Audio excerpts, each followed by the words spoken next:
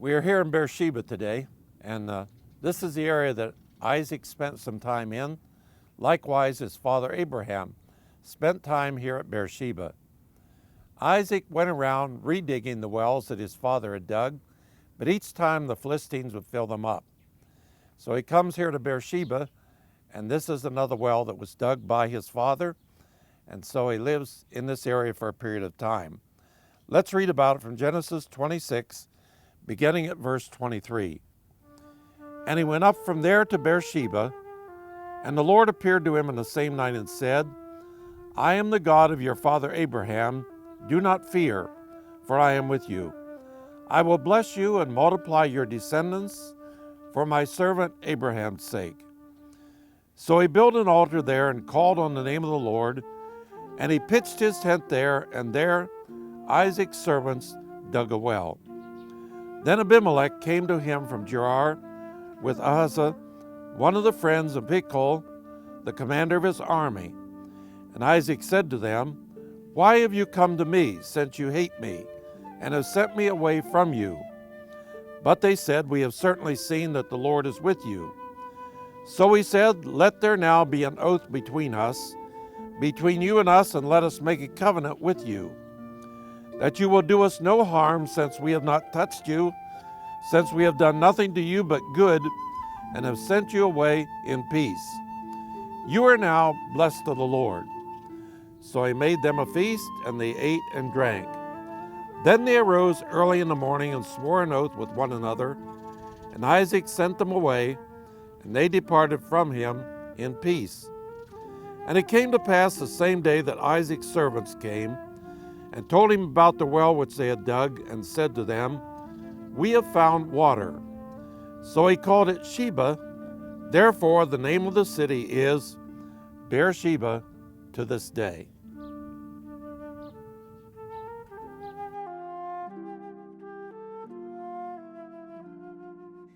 And now here is Arie Bar David to tell you about this incident in the life of Abimelech and Isaac.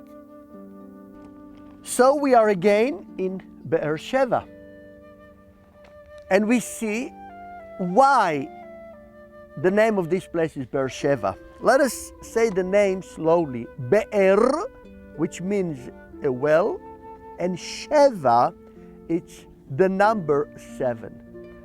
But the meaning of 7, Sheva in Hebrew, is double meaning. And the second meaning, it comes from the word lehishava, swearing. So there is swearing on the number 7. And actually people, we're not allowed to swear in the name of God, right?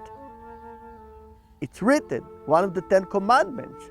Don't swear, don't use the name of God in vain. So they use the word Sheva as a number, holy number, and they swear on this number. And that's why the swearing became also the word Sheva. But I want to talk on another thing. We read here that Isaac was digging a well. We read before, the passage before, that he dug already 3 wells. Eshek, Sitna, Rehovot, and there were all the time troubles. Why? Because these wells were not here. They were far away in the Philistines area. Now, let us understand, we talk about around 40 miles to 60 miles west of us. This was the area that Isaac was dwelling. And he decided to stop it. He didn't want to have troubles anymore with the Philistines. And he left them and he came here. This is a very important element in the life of Isaac. Let's remember, in chapter 12 of Genesis, Abraham shepherds were fighting with Lot's shepherd. And what happened? Abraham told Lot, we are brothers. Why should we fight? And he offered him, if you go to the left, to the north, I will go to the right, to the south. If you go to the south, I will go to the north, but let us not fight. Why they were fighting? Because the land was too narrow for all the big shepherds, the big sheep or the big flock that they had. The same what Isaac decides to do. It's written before that they had too many, had so much, God blessed him so much, and this blessing became a stumble block. So what he decides? To move away. What a principle. So many people are praying that God will bless them, but you know what? They don't know what to do after they are blessed. And it brings quarrels. It brings problems. This is not the purpose of blessing. The purpose of blessing is opposite. We are blessed in order to bless others. So Isaac decided to bless the others. How? By giving them all the land now. And he believed that God will give him the new land, and this will be enough for him. And he was so happy when several days later his servants that were digging this well came to him and told him, "We found water in the well."